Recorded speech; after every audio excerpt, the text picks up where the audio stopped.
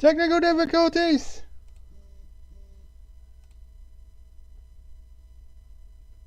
There we go.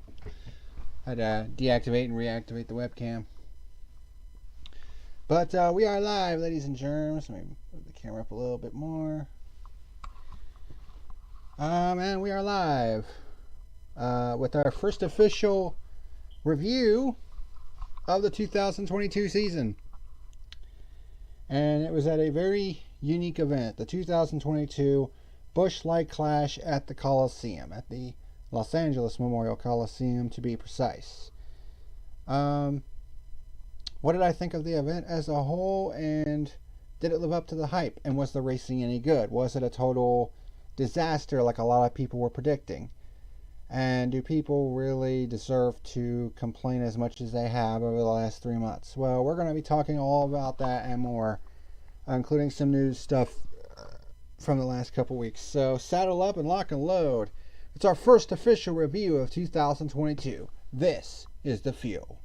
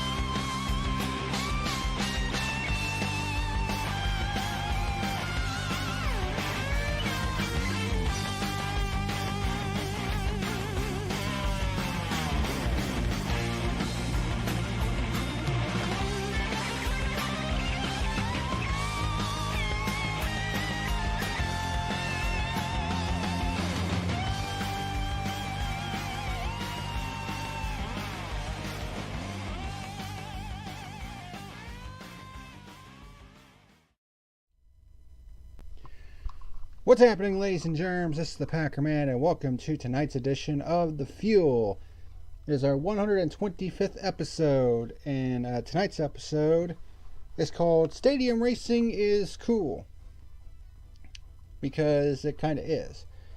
And of course, we're going to be reviewing the 2022 Busch Light Clash at the Coliseum, which took place at the Los Angeles Memorial Coliseum. Very historic venue. It's hosted the Olympics on two different occasions, 1932 and 1984, I believe. It's also hosted the Super Bowl, and for the first time ever, it hosted a Nascar race, which was, of course, the Busch Clash, which is in its 43rd year of existence. Of course, the previous 42 years, it was at the Daytona International Speedway. For the first 41 years, it was on the Big Oval, and then last year, it was on the road course. So, and of course, after the total crash fest that was the 2020 Clash, NASCAR felt like they needed to switch it up, so they switched to the road course, and then they kind of came up with this crazy-ass idea to move the Clash to Los Angeles and to the LA Memorial Coliseum and make a temporary 1/4 mile bull ring.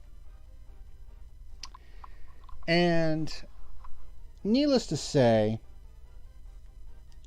the reaction to that was very mixed, to say the least. With people, obviously, they're complaining about it before the races even fucking happened. And even right now, there's still people bitching and moaning and whining on social media, like Twitter and stuff, when, quite simply put, they really don't have a right to. And some of them are complaining about the dumbest shit, and some aren't really giving a reason why they didn't like said event.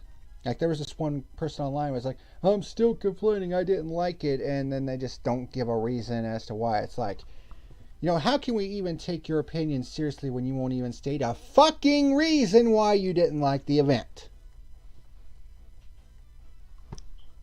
And the NASCAR fan base wonders why the rest of the sports world doesn't give two flying fucks about them or their goddamn stupid ass opinions. I'm just going to be completely honest here. I am completely fucking sick and tired of this fan base's constant, stupid ass bullshit. Okay, I'm sick of these fair weather fucking fans, bitching about the complete dumbest shit and just finding a reason to bitch just for the sake of bitching.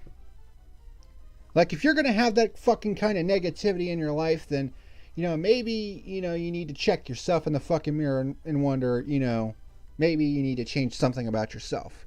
Because quite frankly, it's fucking ridiculous. Now, do I criticize NASCAR? Yes, I do, on a pretty consistent basis.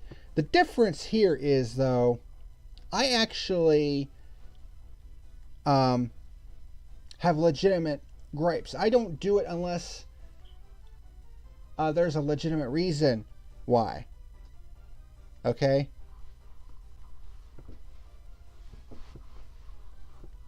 I mean,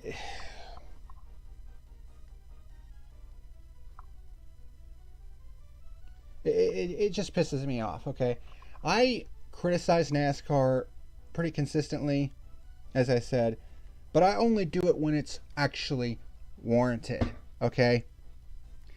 Now, there were some things about this broadcast that I didn't really like. It was mainly more towards, Fox and, some of the shit I saw during the broadcast, their broadcast, that kind of made me go, what the hell are you doing? Or what the hell's going on here?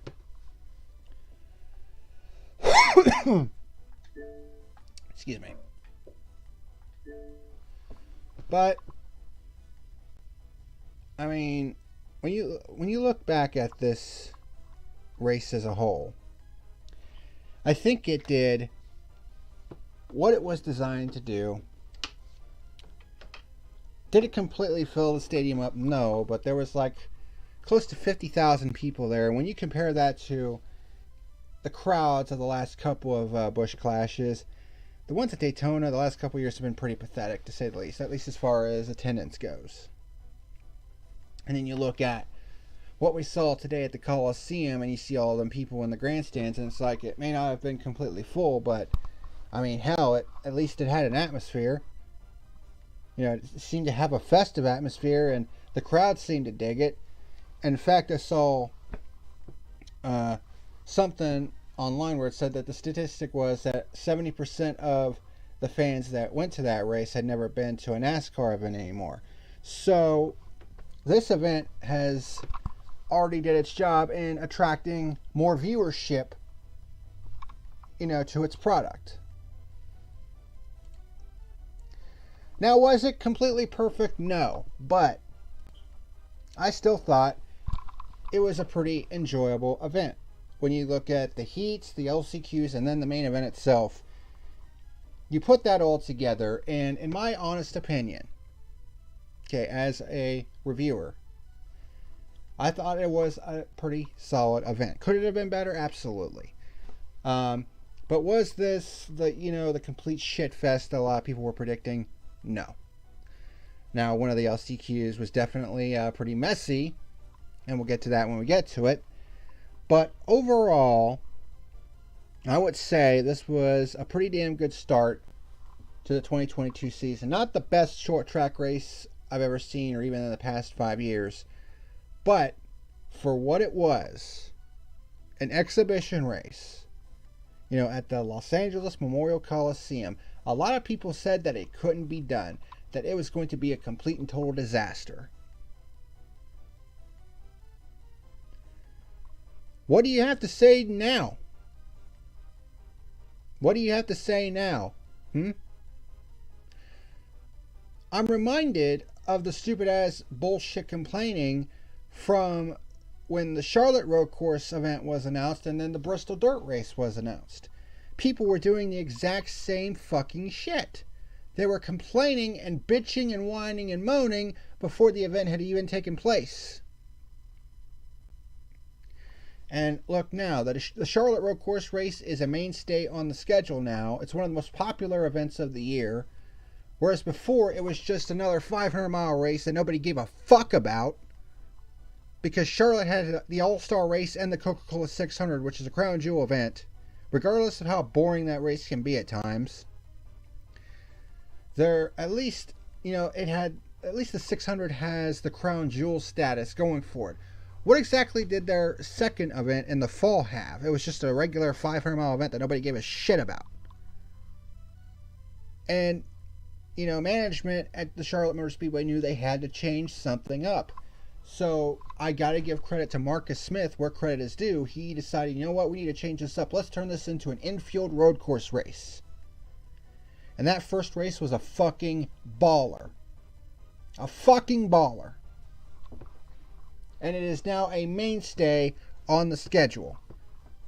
Now, was the Bristol Dirt Race last year? Was it a great race? No. Was it a good race? Kind of. Was it terrible? No. It was certainly unique in that aspect. But when it comes to an event like the Bristol Dirt Race and this race here tonight, where the format had to be changed up a little bit into more of a short track format because of the fact that this was a quarter-mile racetrack and 40 cars is just not going to fit on here. So they had the heats, the LCQs, and all that good stuff to determine who would make it into the main event. Kind of like a short track kind of style, which I like, because I've been to local short tracks.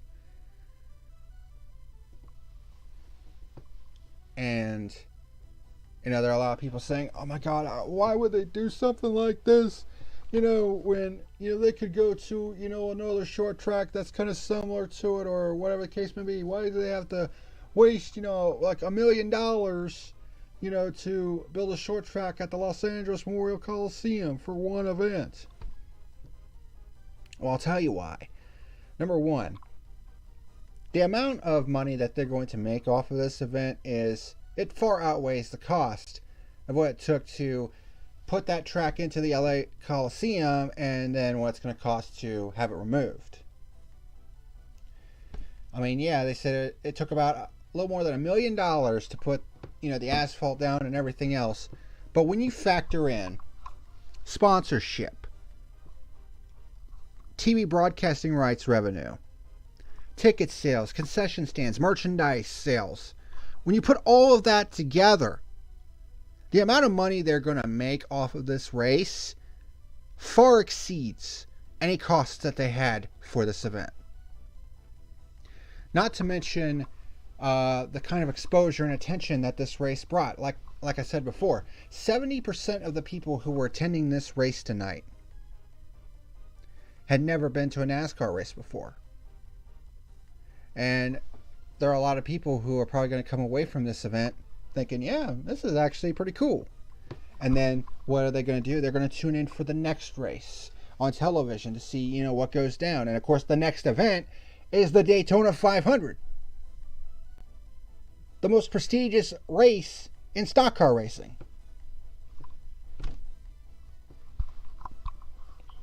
Isn't that always been the purpose of the Clash, is to A, kind of knock the rust off a little bit for these drivers, and B, kind of get everybody back in the groove of, getting ready to get back into the racing season?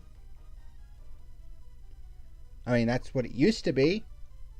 It kind of lost that luster the past couple of years, but I think going to the Los Angeles Memorial Coliseum kind of rekindled the luster that this preseason race had in the past. Because in the past, the Clash was a must-see event.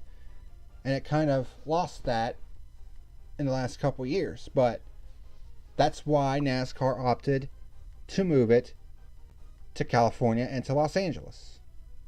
To rekindle interest in the Clash. What part of that does not fucking compute? I don't know. But people just love to fucking complain just for the sake of complaining. And quite frankly, it's some of the dumbest shit I've seen on social media. Like, if all you're going to do is complain about the dumbest shit, then just don't fucking watch whatsoever. Because quite frankly, you are what's wrong with the fan base of this fucking, company. Because it's like, I mean, if all you're going to do is complain about what they're trying to do, they're trying to basically help keep the fucking sport afloat, because let's be honest here, before they did all of these schedule changes the past year or two, the schedule was fucking stagnant as fuck. It was stagnant as fuck. We were going to the same cookie cutter 1.5 mile racetracks that nobody was giving a flying fuck about. It was the same old shit week after week.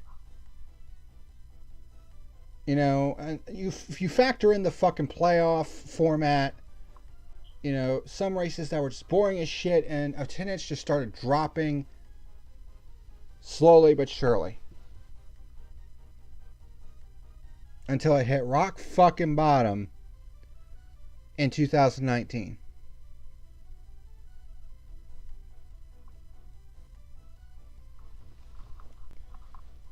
And when the current way of doing things isn't working in terms of building an audience or rebuilding an audience, as is the case for NASCAR, then you got to change some things. I mean, look at, for example, WWE, World Wrestling Entertainment. It used to be one of the biggest, TV programs, on national television. They used to pull in 4, 5, 6 million people a week easy for Monday Night Raw. But because, they don't really change shit up, they don't really give a shit about their creative or anything of that nature, they can barely stay above 1.5 million people now. And it was just a few short years ago they were pulling in 3, 4 million people on average. Now they can barely stay above 1.5 million. What exactly happened? Well, they just wouldn't change shit. They kept going back to the same old shit. They never changed. They never grew. They never evolved. And you see the results. And yet somehow they're making more money than they ever have. But that may be from NBC and Fox. But when the time comes to have those renewed, they're sure as hell not going to get that same amount, considering how shitty their ratings have been. At least NASCAR has been willing to think outside the box. Try some different shit. Shake things up a little bit. Because from about 2001 to 2020, the schedule was stagnant as all hell. It was the same old shit every single year. And people were just fucking sick of it. So what did they do? They shook things up. They added some new venues. They went to some more road courses, which some people had been clamoring for. We want to go to more short tracks, which is what the purpose of this event was. See if short track racing, particularly on a bull ring, would work out with these new cars. Seemed to work out just fine. We're going to a new racetrack this year, Gateway, a 1.25 mile oval, egg-shaped oval. They've been clamoring for a cup race there for years. They promote their events really well. You don't think that people there are going to be excited to see a cup race at their venue? Now, will the racing be any good? I don't know. It's an unknown. This year is going to be the first time that we're going to Gateway in the Cup Series. They've been there with the trucks and the Xfinity Series in the past. And IndyCar has gone there as well. But this year will be the first time the Cup Series goes to the Gateway to Gateway, basically. Am I excited to see that race? Sure. It's something new. It's something fresh. It's something to keep your attention. This is what I'm trying to get at.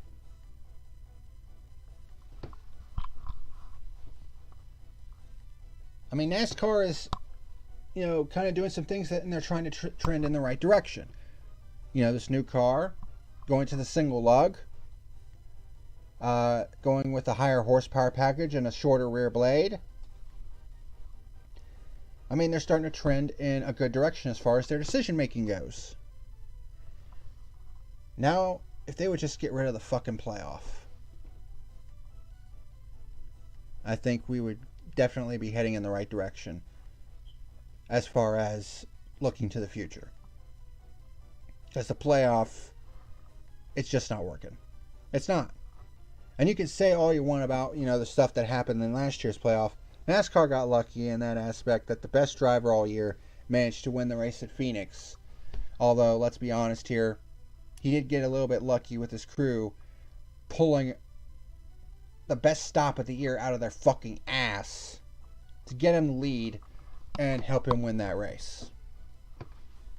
But there was no doubt that he was the best driver all year. So he definitely deserved to win the championship. But let's be honest here. The playoff is a fucking farce and it needs to go. And that's all I got to say about that.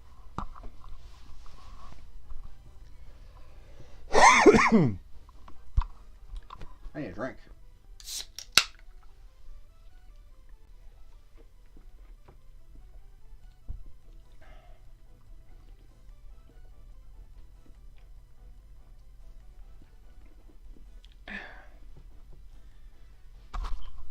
Really, it's too bad that Kyle and Kicking Pigeons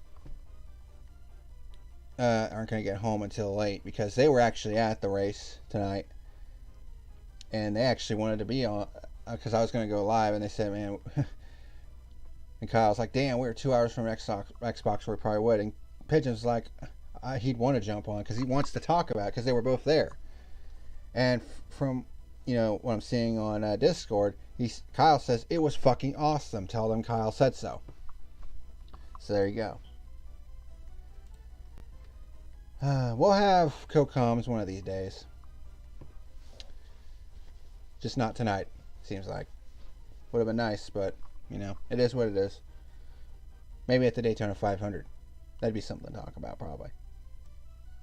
As if the race is any good. But, of course, that's been my opening rant for this edition of The Fuel. Of course, a new segment called The Opening Rant, where I basically just spew about shit that has gone down, quick thoughts on it, and what else is going on.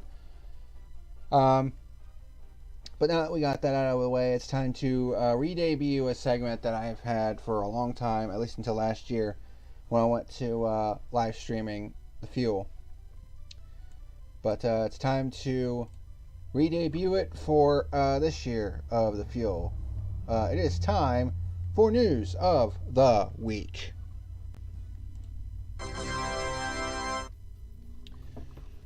Alright, so there's been some headlines for News of the Week for today. First up, NASCAR introduces a new penalty structure for 2022. This definitely caught some attention because, of course, with the new Gen 7 car, there's obviously going to need to be some things that they had to, switch up with their penalty structure. So now NASCAR has it, because last couple years, it's been L1 and L2. Now, they've introduced an L1 to L3 penalty structure. Of course, L1 being the least severe, with L3 being the most severe. One of the things about this penalty structure is that they have now included the option to nullify postseason eligibility. Alright, so let me see if I can find this penalty system. I'm thinking this might be the link. Well, it goes right to NASCAR.com, so hopefully this will show. Yes, here we go. So, display capture. So, let's go full screen with this. This is on NASCAR.com. So, this is the new penalties that will be utilized for the 2022 season and beyond until they decide to change it. L1 penalties, which are the least severe. Violations include post-race failure to meet minimum weight requirements, team-sourced parts not meeting the NASCAR rules but not rising to a higher level penalty, failures in the submission and approval process of parts. Penalty options include points deductions, a 20 to 75 point deduction, which is pretty significant. New to this, though, playoff points deductions. You can lose playoff points now under this system. 1 to 10 points. That is a lot of playoff points. 10 points is almost 2 race wins. It's 2 race wins. If you take 2 race wins, because each race win is 5 playoff points, you could lose 2 race wins worth of playoff points. That's pretty crazy. Suspension of 1 crew member for 1 to 3 races, and fines range from $25,000 to $100,000. L2 penalties. Violations include modifications to single-source next-gen parts not rising to L3 level infractions, violations of engine seal requirements, unapproved alterations to the engine control system wiring, and use of unapproved onboard electronics. Penalty options include points deductions ranging from 75 to 120 points. That's 2 full races for full points for the maximum penalty deduction. Playoff points deductions, 10 to 25 points. Yeesh. Suspensions of 1 or 2 crew members for 4 to 6 races, and fines ranging from $100,000 to $250,000. But then we get to the most severe, the L3 penalties. This is when you know NASCAR isn't fucking around. L3 penalties. Violations include counterfeiting or modifying single-source next-gen parts, engine infractions, cubic inch displacement, compression ratio, assembly and internal components, and performance enhancements, nitrous oxide or vacuum leaks, engine control unit, ECU, or electronic fuel injection violations, modifying tires and or fuel. Now obviously this makes the most sense, because if there's a couple of things that NASCAR does not want you to fuck with, it is the engine, it is the tires, and it's the fuel. Those are the 3 big things you are not allowed to fuck with, or they will come down on your ass with a sledgehammer. And violations of private team testing policy, which Mike Harmon was guilty of. We'll get to that in a little bit. Look at these penalty options, though. This is absolute insanity.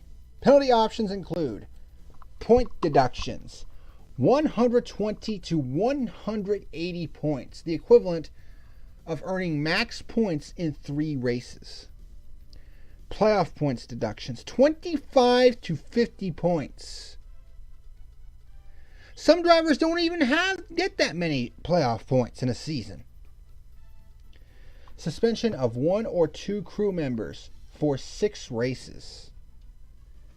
Fines ranging from $250,000 to $500,000. Here's the big one, though. Nullifying postseason eligibility, regardless of wins, points, and other qualifying criteria. That right there, this right here, lets you know NASCAR's not fucking around with this new car. You do some of this shit up here, this is what can happen. You will lose your shot to compete for the championship regardless of wins, points, or other qualifying criteria. That's when you know they're serious.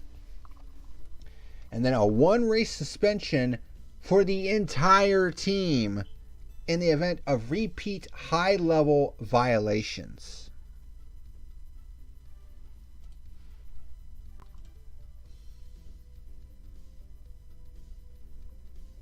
Yeah, NASCAR is not fucking around this year. So, there you go. As they should not with a new car. Next up, Busch Light Clash purse was boosted to $2 million. And the reason why they did this, because originally the purse was about $1.25 million for the purse for the Busch Light Clash, but they boosted that by $750,000 to just under $2 million to compensate for the larger field and further travel than usual for this race. Which makes sense because, I mean, instead of going to Daytona, you're traveling all the way across the country to the West Coast right off the bat to Los Angeles, which has to be an absolute logistical fucking nightmare for these teams. So, the fact that they made the purse a little bit larger than usual to compensate for the larger field and for the travel, I think it makes a lot of sense. So, good on NASCAR for doing that. Another thing that kind of sent the NASCAR fan base into a raging fury: the Martinsville Spring Race has been shortened to 400 laps. Both Martinsville races have been 500 laps for a long ass time. The last time Martinsville had a scheduled 400 lap cup race in its history was in 1956. That is a long ass time ago. 66 years to be exact. So, the Martinsville Spring Night Race will be 400 laps instead of 500, according to Bob Pockrass. It accommodates the fact that it is a night race because Martinsville now has lights. They installed them a few years ago. The fall playoff elimination race will still be 500 laps. You know, and there are a lot of people that are like, well, why are they taking laps away from Martinsville?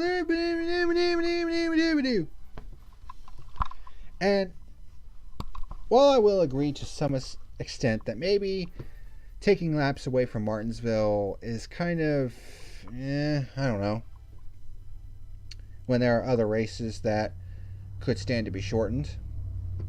That's just me. I really don't think it's that as big of a deal as a lot of people were making it out to be. Like, there were a lot of people in this fan base that were, you know, taking this news and just being like, oh my god, it's the end of the fucking world, you know, and all this other shit, and oh, rest in peace NASCAR, and all this other stupid fucking bullshit that they keep, you know, flapping their little pickle ticklers out of. It's like, what the flying fuck, dude? I mean, yeah, they shortened the race by 100 laps. Big fucking whoop. I mean, you really think that's gonna be that big of a deal? If anything, it could make things a little bit more interesting because it could, you know, cause these drivers to say, hey, we have 100 shorter laps, you know, to try to make something happen. You know, let's be a little more assertive with how we race and shit. So let's not make this out to be the end of the fucking world, people. I mean, yeah, maybe it wasn't the correct race to take laps away from, but I mean, honestly, at the end of the day, who gives a shit? It's 100 fewer laps. Whoop-de-fucking-do. It's still a 400 lap fucking race. Get the fuck over it. God damn. I mean, there's a time and a place to criticize NASCAR for shit, and let's be honest here. This is not one of them, people. This is not fucking one of them. You're still getting 400 fucking laps for this race. And it's a night race, for God's sake. Like, shut the fuck up.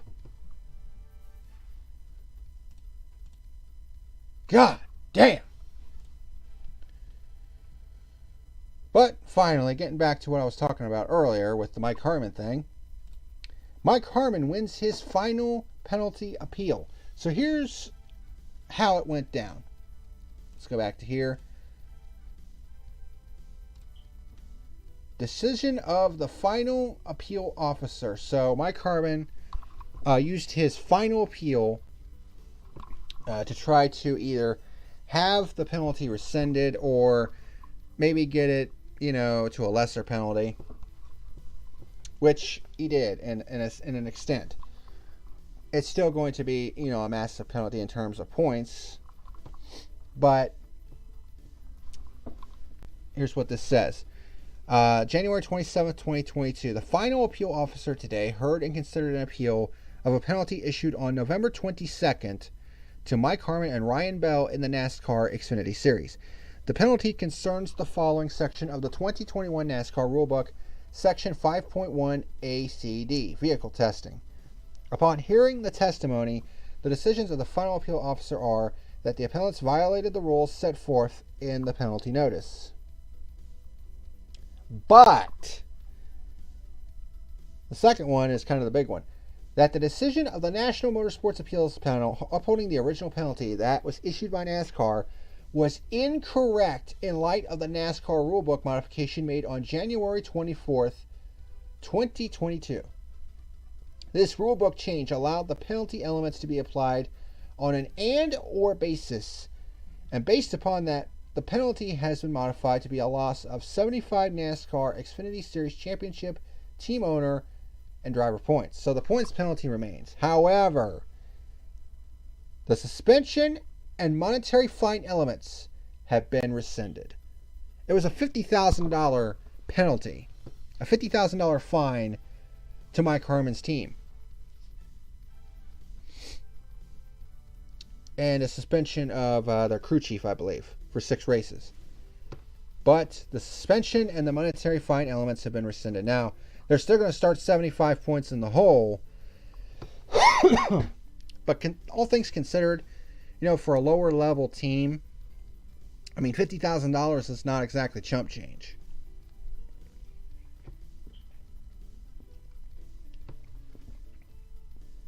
So the fact that at the very least they were able to get the monetary fine dropped as well as the suspension is a big W for Harmon. Now, again, they're going to be 75 points in the hole, but considering that, they were able to keep their $50,000 and not have their crew chief suspended, I think it was a W for Mike Harmon Racing in that regard.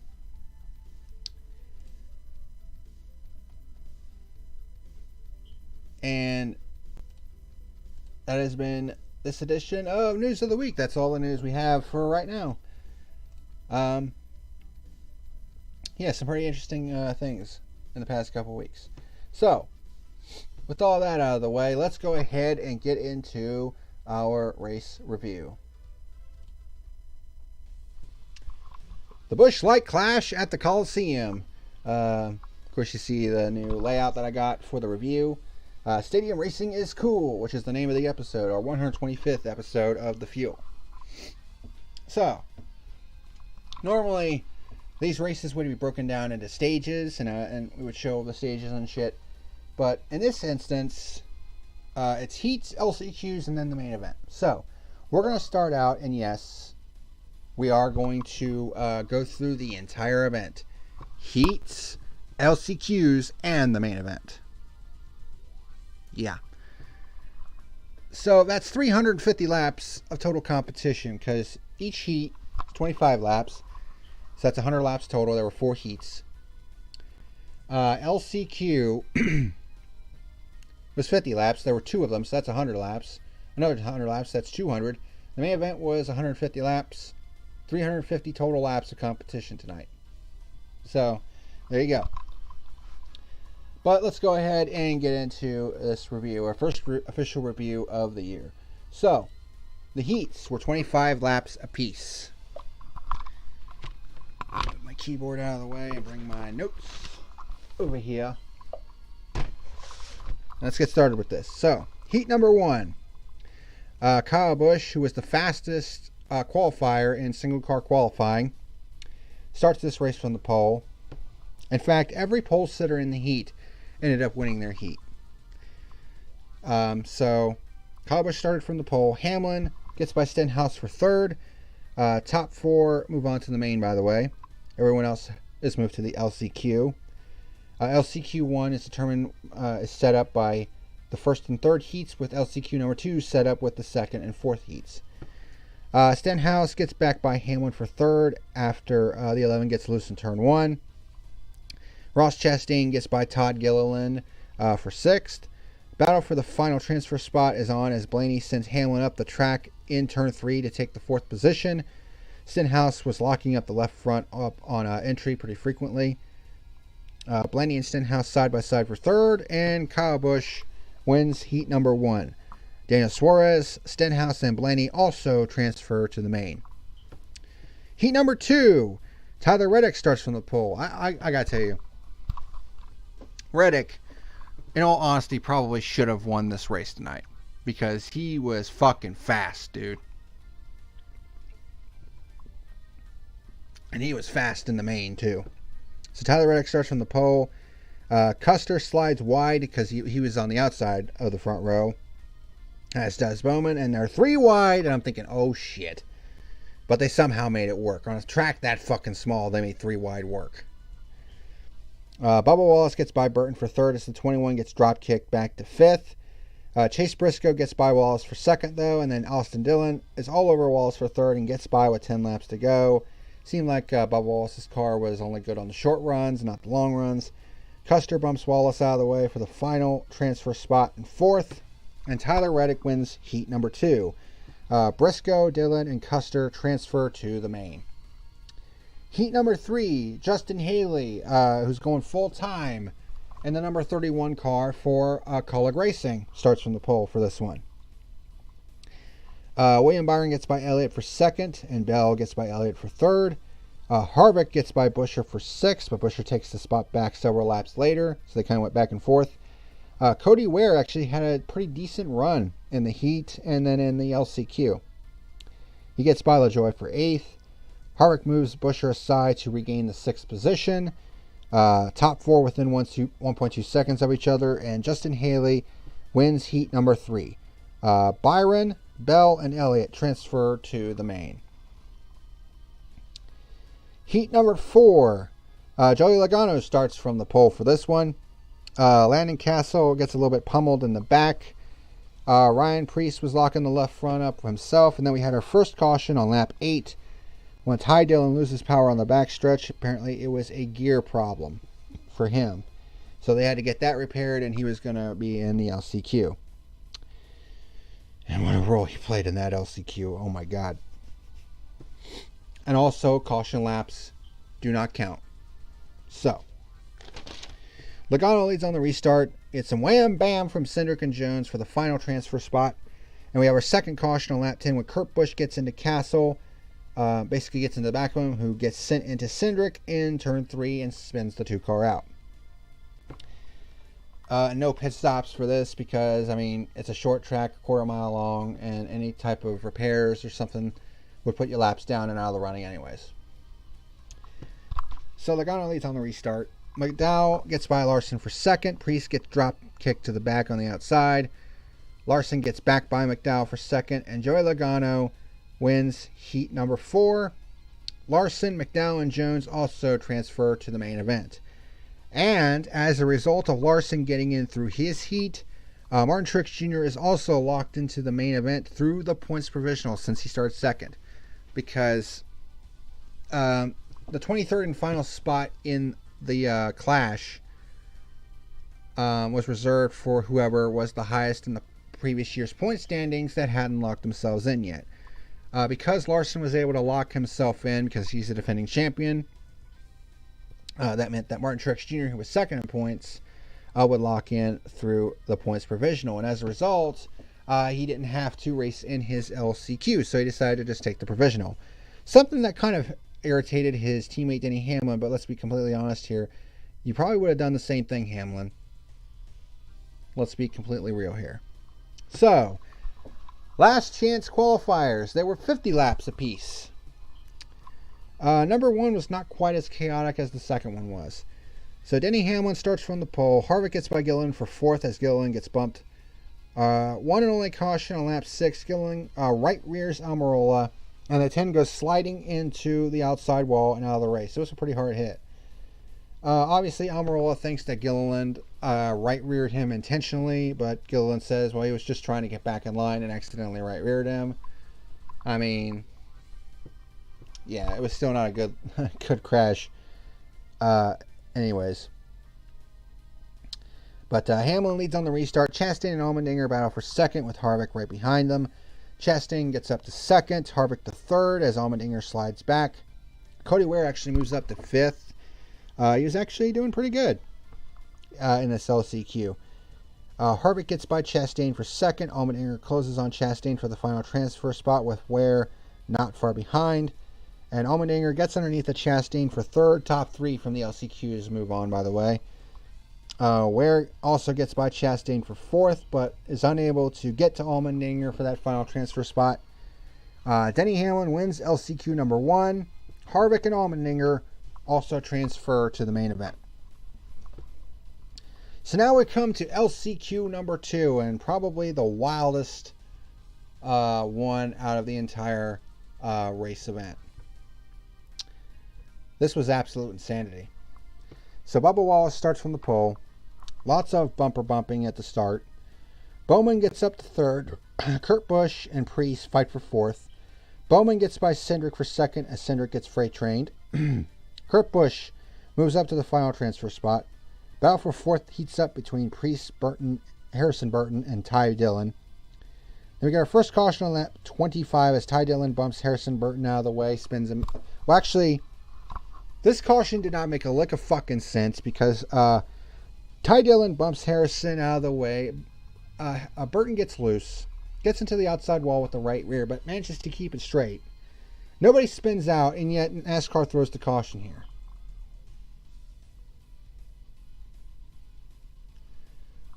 Yeah, not a good throwing of that caution by NASCAR. That was lame. Nobody spins out, yet the caution was waived. That was fucking lame. Wallace leads on the restart. Bowman with a run to the inside for the lead as Busch is side by side with Dillon. So 4 cars under a blanket. Bubba Wallace, Kurt Busch, Harrison Burton, and Austin Dillon. Or Ty Dillon, excuse me. Kurt Busch gets to the lead as Dillon and Burton bump each other lap after lap after lap. Then we have our second caution on lap 32 when Priest gets spun by Landon Castle in turn 3. Kurt Busch leads on the restart.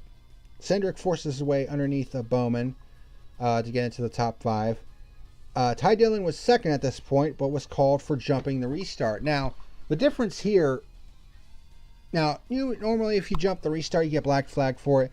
You have to serve a penalty on pit road. But because there was really no pit road here, you would have to drop to the tail of the field before you can start racing again. Ty Dillon was not exactly happy about it, but you could clearly see that because he jumped the restart because while he didn't beat the leader to the line, he did accelerate in the restart zone before the leader did, and you're not allowed to do that. And even if you drop back, you still technically jump the restart. So, yeah. And there were some people like, oh, I can't believe they called Ty Dillon for jumping the restart. They're trying to get, Bubba Wallace into the race. It's just like, people, open your fucking eyes. If you looked at the goddamn replay, you could see that Ty Dillon jumped the fucking restart.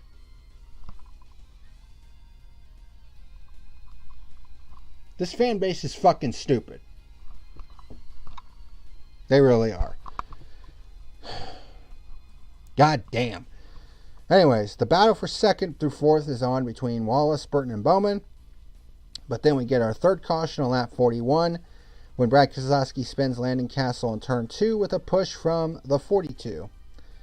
Ty Dillon was a bit of a weapon in this race. And I think he was pretty pissed off about the jumping the restart penalty, so that's probably why he was being as aggressive as he was. So Kurt Busch leads on the restart. Everybody was just sending it at this point. Desperation was kicking in. Caution number 4 on lap 42. Dillon gets into Cindric in turn 1 and spins him out. Because, of course, he did. Kurt Busch leads on the restart. Burton shoves Wallace into Kurt Busch, knocking the 45 aside. So the battle for the lead was on now. Then we have our 5th caution on lap 46 when Cindric goes 3 wide under Bubba and basically shoves the 23 into his teammate Kurt, who gets shoved into the outside wall. So basically on this restart, Kurt Busch went from leading the race to out in basically less than 2 laps. He went from penthouse to outhouse in less than half a mile. So Harrison Burton this time leads on the restart. Caution number 6 on lap 46, Bubba Wallace dumps Cindric, and I would say it was in retaliation for the previous incident, which in this case I don't really blame him because Cindric was a little bit of a dick there. Bowman was also out of the race. Not really sure why. Burton leads on the restart. There were some bumper cars between the top 4. And we have our 7th and final caution on lap 47 when Ryan Preece shoves Dillon into Harrison Burton, and it spins the 21 out. Then Dillon leads on the final restart. And initially, Ty Dillon won LCQ number 2, with Ryan Preece finishing 2nd and Bubba Wallace finishing 3rd to qualify for the main. But then it was determined that Ty Dillon jumped the final restart. So that's twice he's gotten burned for jumping the restart. And once again, people were bitching and complaining, and it was pretty fucking clear that he accelerated before they got to the restart zone. Now, if he would have gotten to the restart zone and then accelerated and got that jump, then, you know, hats off to him for a good restart. The guy on the outside was just sleeping. But it was pretty clear that he completely jumped the restart. You know, because they have that restart zone there for a reason. And if you're not inside that restart zone when you accelerate, and you accelerate before that, that's jumping the restart. The leader can be held accountable for that too. That's what a lot of these, you know, fans just don't seem to fucking understand, even when it's right in front of them. So, as a result, Ryan Preece is promoted to winner of the LCQ with Bubba Wallace in 2nd, and Harrison Burton had fought his way to 4th, but then gets bumped into the main with Ty Dillon's disqualification. And then Martin Truex Jr., of course, he was supposed to be in this race, but they decided to just take the points provisional so they wouldn't have to, you know, race in the LCQ, and, well, you can see why. LCQ number 2 was a mess, to say the least. It was entertaining, I'll say that, but it was a mess. So now, we finally get to the main event. And compared to the rest of the race, this was actually pretty tame. It was still pretty fun to watch, but it was a lot tamer than the second LCQ. Of course, the main event was 150 laps. So, Busch-like clash at the Coliseum. Kyle Busch starts from the pole because, of course, he won the pole in single car qualifying and, of course, won his heat number 1 race. So, he got to start from the pole for the main event. Reddick led lap number 1 on the outside, but Kyle gets in front on the inside. And we have our first pure lead change on lap 2, but then Reddick gets back underneath the Busch for the lead for a second pure lead change on lap 4. Reddick had a fast car. He probably should have won this race, in all honesty. Reddick was already in heavy traffic by lap 20, and Hamlin was already a lap down at this point because he was at the back of the pack. Hamlin fights back onto the lead lap while Kyle Busch and Justin Haley have run down the 8 car due to the lap traffic. Logano gets by Haley for 3rd. Then we have our first caution on lap 53 when Ricky Stenhouse gets spun by Harrison Burton in turn 3. And then during this caution period, 3 cars would end up falling out of the race due to mechanical problems. Excuse me.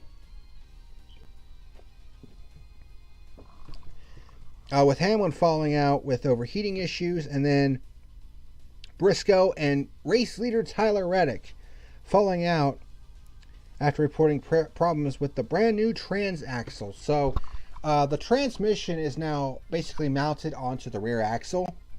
So it's kind of a hybrid kind of thing called the transaxle now. And both Briscoe and Reddick reported problems with the transaxle. So hoping that this isn't like a new car teething problems that we're going to see for this season. Or maybe it was just, short track deal, but who knows. Hopefully this isn't going to become a regular problem this year, because that would suck. Especially for these teams, because I would imagine that replacing, a transmission in these cars is not exactly cheap. So Kyle Busch leads on the restart. Of course, inheriting the lead after Reddick fell out. Larson moves up to third on the restart, but Haley takes it back a few laps later. Logano starts challenging Busch for the lead. Then we have our second caution on lap 66 when Chase Elliott actually loses it in turn 3 on his own. It actually looked like his car wheel hopped going into turn 3, and that's probably how he spun out. Busch leads on the restart. Byron trying to make some inroads on the outside. Logano bumps Kyle Busch out of the way before they get to the end of lap 75. He actually took over the lead, and then they threw the caution, but I think they rolled it back because Kyle Busch was in head at the technical halfway point of the race. So Kyle Busch would lead on the restart for the second half. Of course, they had the Ice Cube concert at the halfway point, which was fine. I'm not a huge rap fan, but it's whatever. It's an exhibition race. It is what it is. Busch leads on the start of the second half of the race. Larson takes Logano and Byron 3 wide for second, which was pretty cool. Haley gets by Byron for fourth. Logano back by Larson for second. Byron gets back by Haley for fourth. Larson and Logano start battling hard for the second position. Logano eventually gets away and catches up with Busch for the lead as they catch the back of the field. Larson and Byron have also caught the front two as they hit the lap traffic. And we have our third caution on lap 115 when Eric Jones gets into the back of Ryan Blaney and basically puts him into the wall. Find out in a post-race interview that Jones felt like Ryan Blaney brake checked him while Blaney basically threw his Hans device at the 43 car and felt like that he basically wrecked him for 7th. So take that for what you want. So Busch leads on the restart. But we get our fourth caution on lap 116 when Byron shoves Haley into Larson, who thinks that Haley tried to spin him in turn 4 and basically jerks the wheel to the left and basically shoulder blocks Haley into the inside wall, completely tears the left front up on the 31 car. I really felt like that was completely unnecessary from Larson. He's usually a lot more cool-headed than that, so I don't know why he decided to do that. It just felt kind of reckless to me. And before this caution came out, Logano was actually slightly ahead of Busch because Logano opted to start on the outside, and he actually managed to sneak ahead of Busch right before the caution came out. So he was the new leader, and that would end up being the difference in the race. So Logano leads on the restart. Kyle Busch pushes his way back by Larson for second because Larson opted to start on the outside. Dillon gets underneath of Larson for third as Larson gets freight trained. Busch started catching Logano for the lead, and it looked like he was going to try to set up the bump and run, but ended up burning his stuff up. And Joey Logano would win the Busch Light Clash at the Coliseum. Yuck. And I say yuck because I am not a Joey Logano fan whatsoever. I would put Logano in the same group as Kevin Harvick and Denny Hamlin. 3 guys that I just absolutely cannot fucking stand. They're all insanely talented, but they can be complete and total fuckhats at times. And I've certainly voiced my displeasure for all 3 of them at some point on this show.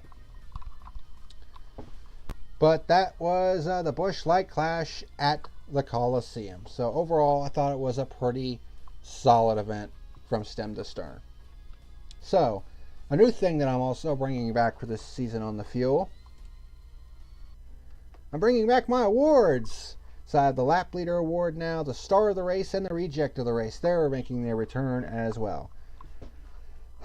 One thing I'm going to do real quick, though. I'm going to check something out here. See if it actually showed up. Looks like it did.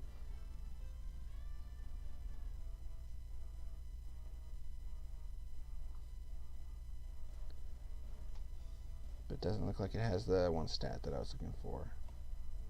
Nope.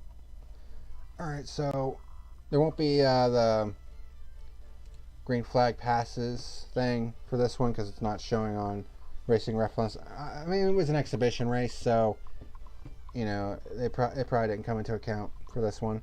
It definitely will for Daytona though, and every race going forward. So, but we still got our statistics. So total laps, 150 laps. There were 5 overall lead changes in the race, only 2 pure lead changes, and they basically happened at the beginning of the race. And there were 4 total caution flags. Lap leader award goes to the driver who led the most laps in the race. It was Kyle Busch with 64 laps. And who was the star of the race? Kyle Busch yet again, because, I mean, he was never lower than 3rd all race long. In fact, for the entirety of the event. Started from the pole in his heat and won. Started from the pole in this race. Lowest he fell was 3rd. Had a shot to win there at the end. Just couldn't catch Joey Logano at the end of the day. So he will get star of the race. Reject of the race. Kyle Larson. For that very unnecessary move to put Justin Haley into the inside wall. You know, tore up their race car. I mean, Kaulig Racing, you know, starting out in the Cup Series this year full time. I've been on an Xfinity team for a couple of years now, and I just felt it was completely unnecessary for Larson to do that. So Kyle Larson gets the reject of the race. Race results and point standings. Well, this was an exhibition race, so there's not going to be any point standings for this week, but we'll go back to that in 2 weeks. But what I will show is the race results. So Joey Logano with the win. Kyle Busch ended up 0.8 of a second back in second. Austin Dillon comes home in the 3rd position. Eric Jones in 4th. Kyle Larson in 5th. Rest of the top 10, William Byron, Cole Custer, Christopher Bell, AJ Allmendinger, and Kevin Harvick. And that brings us to the fuel gauge. The fuel gauge, the final verdict, basically. What did I think of this event as a whole? I mean, I thought it was a pretty solid event, in all honesty. Was it the best short track race of all time? No. Was it the best short track race of the last 5 years? No. But in my honest opinion, it was a solid event from the heats all the way to the main event. And while the finish of this race was a bit of a dud, because, I mean, it looked like Kyle Busch was definitely setting Logano up for the bump and run. But then he fell back at the end and basically allowed Logano to squirt away, and, you know, the bump and run never materialized. I think, as a whole, this race was a damn solid event. I believe it was a lot better live, because, like I said, Call Me Kyle and Kickin' Pigeons were there. And apparently, you know, they loved it. So, watching it on television is a bit of a different animal. There were definitely a lot of issues. In particular on the broadcast side of things. Like, there were a lot of microphone issues, it seemed like. And, in fact, there was at one point during the pre-race where somebody actually walked in front of the fucking camera while they were live. They were... excuse me, sir, we're working right now. You know, he didn't really seem happy about that. And I think once they switched to this segment with, you know, all this famous cars and stuff, I'm pretty sure Chris Myers ripped that guy a new asshole, you know, while they weren't, you know, live and shit. So, I mean, that was pretty dumb. I don't know who that guy was, but he looked like a fucking moron, you know, walking in front of the camera like that. Like, who the fuck does that? Fucking stupid. So, there were a lot of issues on the broadcast side of things, and that's something that Fox really needs to iron out, because, I mean, we've seen that the past couple years from them, and it's just not been good whatsoever. You know, NBC is a hell of a lot better with their broadcast, and Fox just seems like they don't really give a fuck, which is stupid as shit. especially considering that they got the Daytona 500 in 2 fucking weeks. At least you can do is beef up your fucking, you know, quality of programming, for God's sake. I mean, if you're not willing, you know, to spend the money to make the broadcasts as good as possible, then fucking sell it off to another broadcasting company like ESPN, who apparently is re-interested in getting NASCAR rights back.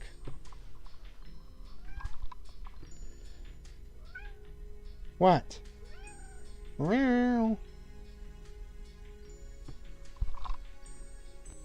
What? Cat.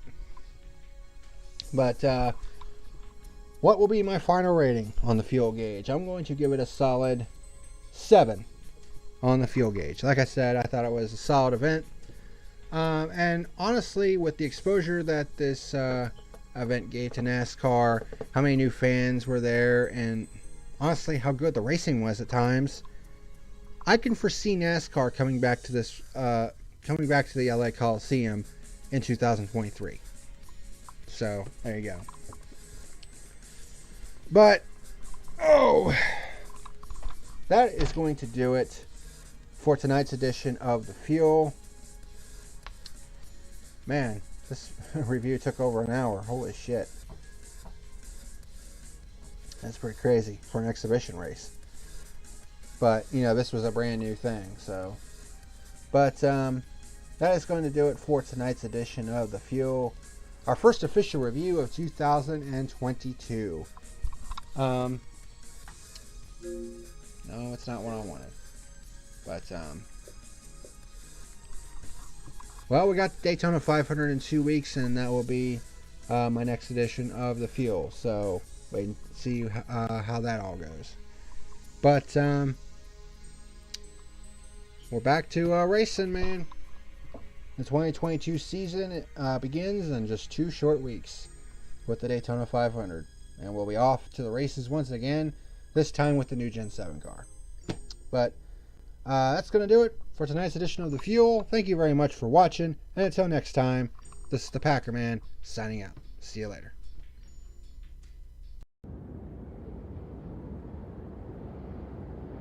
Thank you for watching tonight's video. Be sure to like and subscribe, you jackweeds.